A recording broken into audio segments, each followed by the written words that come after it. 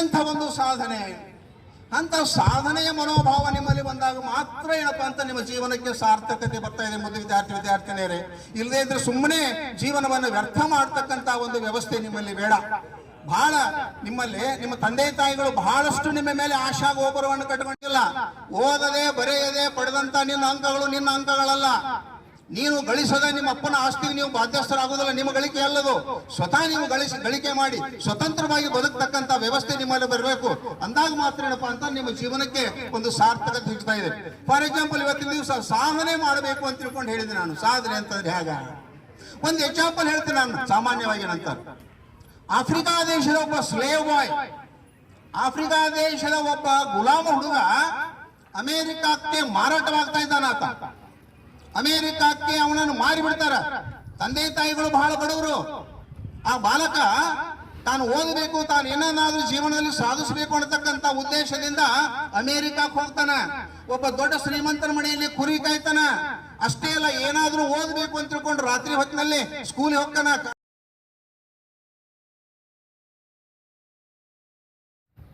ವಿಶೇಷವಾಗಿ ಅಂತಿಮ ವರ್ಷದ ವಿದ್ಯಾರ್ಥಿಗಳಿಗೆ ಒಂದು ಭಾವನಾತ್ಮಕವಾಗಿ ಸೆರೆ ಹಿಡುವಂತ ಒಂದು ಸಂದರ್ಭ. ಯಾಕಂದ್ರೆ 3 ವರ್ಷ ನೀವು ಕಾಲೇಜಲ್ಲಿ ಕಲಿತಿದ್ದು ಏನೇನೋ ಆಕ್ಟಿವಿಟೀಸ್ ದಲ್ಲಿ ಭಾಗವಹಿಸಿದ್ರಿ, ಅದರಲ್ಲೆಲ್ಲ ಸವಿ ನೆನಪುಗಳನ್ನ ಸವಿಯುವಂತ ಒಂದು ಪ್ರೀತಿಯ ವಿದಾಯವನ್ನ ಹೇಳುವಂತ ಒಂದು ಸಂದರ್ಭ. ಅದರ ಜೊತೆಗೆ ಈ ವಾರ್ಷಿಕ ಈ ಒಂದು ಪ್ರಸಕ್ತ ಸಾಲಿನಲ್ಲಿ ನೀವು ಮಾಡಿರುವಂತ ಕ್ರೀಡಾ, ಸಾಂಸ್ಕೃತಿಕ, NSS, scouts and guides, red cross ಇಂಥ ಪಠ್ಯೇತರ ಚಟುವಟಿಕೆಗಳಲ್ಲಿ ನೀವು ಮಾಡಿರುವಂತಹ ಸಾಧನೆಗಳನ್ನ ಗುರುತಿಸಿ ಅವರಿಗೆ ಪ್ರೋತ್ಸಾಹ ನೀಡುವಂತ ಒಂದು ಕಾರ್ಯಕ್ರಮ. ಈ ಒಂದು ಕಾರ್ಯಕ್ರಮಕ್ಕೆ ನಿಮ್ಮೆಲ್ಲರಿಗೆ ಮತ್ತೊಮ್ಮೆ ಆತ್ಮೀಯ ಸ್ವಾಗತವನ್ನ ಕೋರ್ತಾ, ವಿದ್ಯಾರ್ಥಿ ಮಿತ್ರರೇ, ಅವಧಿಯಲ್ಲಿ ಎಲ್ಲ ವಿದ್ಯಾರ್ಥಿ ಮಿತ್ರರು, ಎಲ್ಲ ಸಿಬ್ಬಂದಿಯವರು, ಪ್ರಾಚಾರ್ಯರು, ಬೋಧಕೇತರ ಸಿಬ್ಬಂದಿಯವರು, ಊರಿನ ಹಲವಾರು ಆತ್ಮೀಯ ಮಿತ್ರರು, ಜೊತೆಗೆ ವಿಶೇಷವಾಗಿ ಪತ್ರಿಕಾ ಮಾಧ್ಯಮದ ಮಿತ್ರರು ನನಗೆ ನೀಡಿರುವಂತ ಪ್ರೀತಿ, ಸಹಕಾರ ಯಾವತ್ತೂ ಸ್ಮರಣೀಯ. ನಾನು ಸೇವೆಯಿಂದ ನಿವೃತ್ತಿಯಾಗಿ ಹೋಗಿದ್ರು ಕೂಡ ಆ ದೇವರಿಪ್ಪರಿಗೆಯಲ್ಲಿ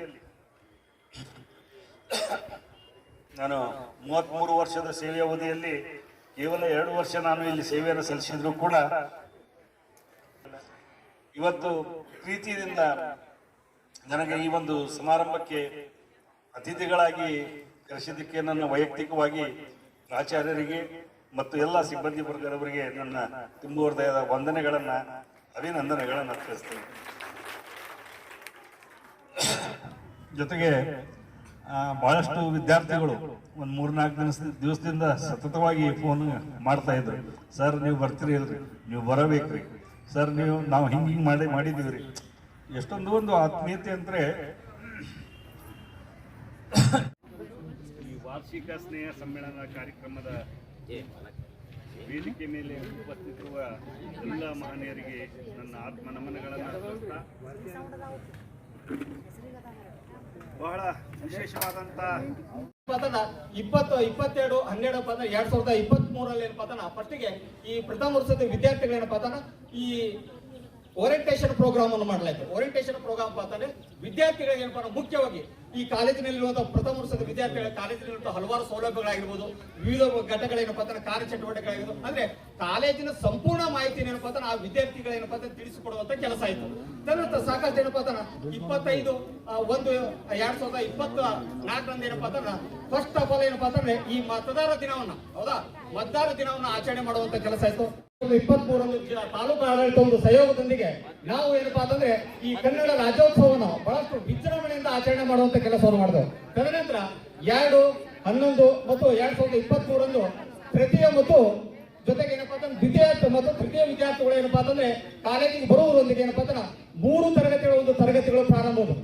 ನೆಕ್ಸ್ಟ್ ತದನಂತರ ಕಾಲೇಜಿನಲ್ಲಿ ನಡೆದಂತ ಅತ್ಯಂತ ಅದ್ಭುತವಾದಂತ ಒಂದು ಕ್ರೀಡಾ ಚಟುವಟಿಕೆ ಅದು ಯಾವ್ದಪ್ಪ ರಾಣಿ ಚೆನ್ನಮ್ಮ ವಿಶ್ವವಿದ್ಯಾಲಯದ ವತಿಯಿಂದ ಏಕವಲಯ ಏನಪ್ಪಾ ಕಬಡ್ಡಿ ಪಂದ್ಯಾವಳ, ಮಹಿಳೆಯರ ಕಬಡ್ಡಿ ಪಂದ್ಯಾವಳನ್ನ ನಮ್ಮ ಅಂದಿನ ಈಗಿನ ಏನಪ್ಪಾ ವಿಶ್ರಾಂತ ದೈಹಿಕ ನಿರ್ದೇಶಕರು, ಅಂದಿನ ಏನಪ್ಪಾ ಹಾಲಿ ದೈಹಿಕ ಶಿಕ್ಷಣ ನಿರ್ದೇಶಕರಂತ ಜಾಧವ್ ಸರ್ ನೇತೃತ್ವದಲ್ಲಿ ಏನಪ್ಪಾ ಅಂದ್ರೆ ನಮ್ಮ ಕಾಲೇಜಿನಲ್ಲಿ ಈ ಮಹಿಳೆಯರ ಕಬಡ್ಡಿ ಪಂದ್ಯಾವಳಿಗಳನ್ನು ಏರ್ಪಡಿಸಲಾಯಿತು.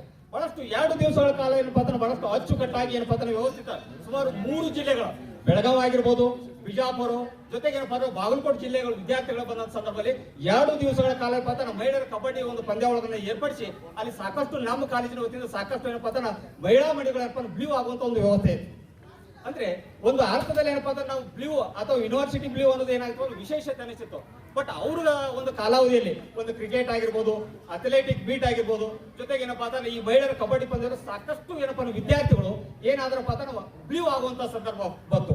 ಇದು ಹೆಂಗಪ್ಪ ಅಂದ್ರೆ ವಿಶೇಷತೆ ಇದ್ದು ಅದನ್ನ ನಾರ್ಮಲ್ ಸ್ಥಿತಿಗೆ ತಂದಂತ ಕೀರ್ತಿ ಯಾರಿಗೆ ಸಲ್ತದಪ್ಪ ಅಂದ್ರೆ ನಮ್ಮ ಕ್ರೀಡಾ ನಿರ್ದೇಶಕರು, ಈಗಿನ ಏನಪ್ಪಾ ವಿಶ್ರಾಂತ ನಿರ್ದೇಶಕರಾದಂತ ಜಾಧವ್ ಸರ್ ಸಲ್ಬೇಕು.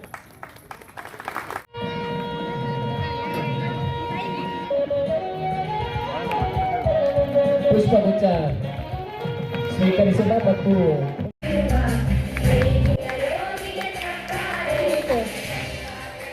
ಹಾಗೆಯೇ ನಮ್ಮ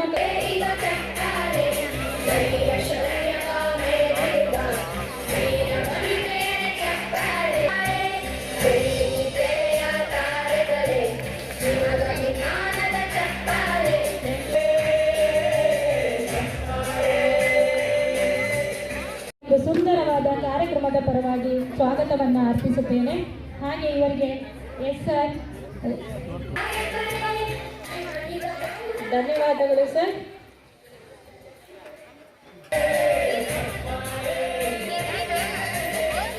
ಧನ್ಯವಾದಗಳು ಸರ್.